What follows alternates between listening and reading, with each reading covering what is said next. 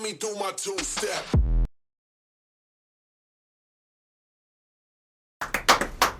और एक नारा लग गया, साहब तुम कितने अफजल मारोगे, घर घर से अफजल निकलेगा। मैं एक टिप्पणी करना चाहता हूं और उस कविता के पास आना चाहता हूं जो आपने कहा। मैं कहना चाहता हूं यदि घर घर से अफजल निकलेगा तो क्या घर घर से भगत सिंह, राजगुरु, सुखदेव, बिस्मिल प्रसाद, सुभाष चंद्र बोस निकलने शुरू नहीं हो जाएंगे? तब कहना चाहता हूं कि आत्मसमर्पित किया देश को।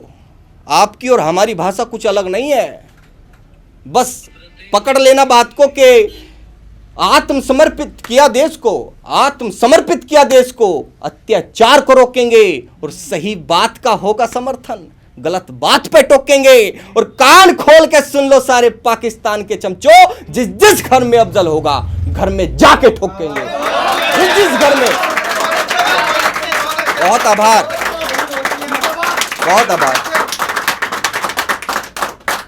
और वो कविता पढ़ना चाहता हूं और उससे पहले चार पंक्तियां कि ना ही अब कोई तारीख थोपी जाएगी, ना ही अब कोई बिरयानी परोसी जाएगी, और जो भी मेरे देश के विरुद्ध पाया जाएगा उसके सीने में बस पित्तल ठोकी जाएगी, उसके सीने में बस पित्तल ठोकी जाएगी। और अंतिम कविता पढ़कर अपने स्थान कि हम कहना के वंशज हैं जी, युद्ध की भाषा जानते हैं। बस वही प्यार चाहिए आप लोगों का कि हम कहना के वंशज हैं जी, युद्ध की भाषा जानते हैं, देश धर्म के वास्ते हम शस्त्र उठाना जानते हैं। 47 का भारत नहीं है, बंटवारा हो जाएगा, गद्दी के खातिर नेता गद्दी का हो जाएगा।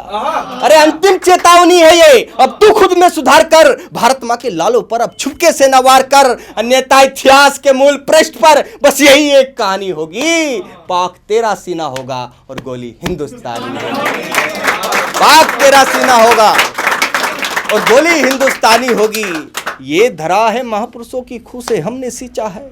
हमारी मिट्टी के बारे में आके कोई भी कुछ भी बोल जाता है साहब, इतनी औकात हो गई है आप लोगों की। तब कहना चाहता हूं कि ये धरा है महापुरुषों की खूह से हमने सींचा है, हाथ नहीं बांधे हमने बस लबों को भींचा है, हाथ नहीं बांधे हमने बस लबों को भींचा है। हमें गांधी के वचनों का भी आदर करना पड़ता है, इसीलिए तो रोज रोज खुद से लड़ना पड़ता है। लेकिन अब भारत पर हम कलंक नहीं लगने देंगे, सत्ताधीशों को अब हम भारत नहीं ठगने देंगे।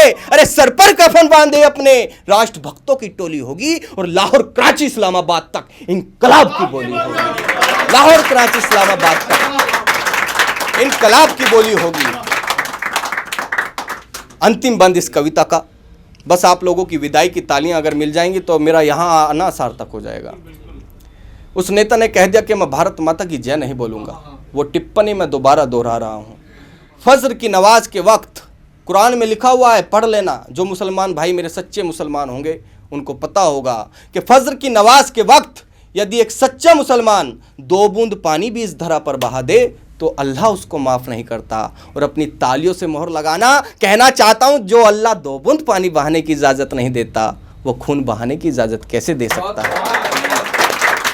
तब कहना चाहता हूं कि शायद ऐसी गुस्ताखी तुम ओवैसी कदापि ना करते, अगर कुरान पढ़ी होती तो जिहादी ना बनते। अल्लाह ने तो 2 बूंद पानी बहाने को भी मना किया, उसी के नाम पर तुमने कौम को कातिल बना दिया। तू कहता है भारत माँ की जय ना हरगिज बोलूंगा, चाहे गर्दन भी काटो मैं ना हरगिज डोलूंगा। अरे हम अपनी पर आ जाए तो धरती अंबर डोलेगा और भारत माँ की जय तो तेरा बाप भी बोलेगा। जय हिंद, जय हिंद।